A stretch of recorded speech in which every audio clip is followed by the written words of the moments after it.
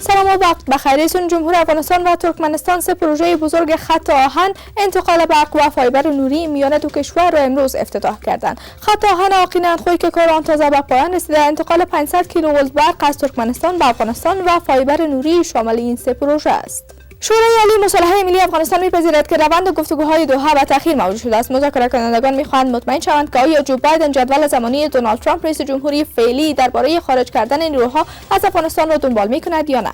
امروز صالح معاون نخست ریاست جمهوری میگوید که عدد 39 از پلیدهای موترها در ریاست ترافیک به خاطر فساد از این به بعد حذف خواهد شد و افزوده است با این کار جلوی فساد گرفته می شود.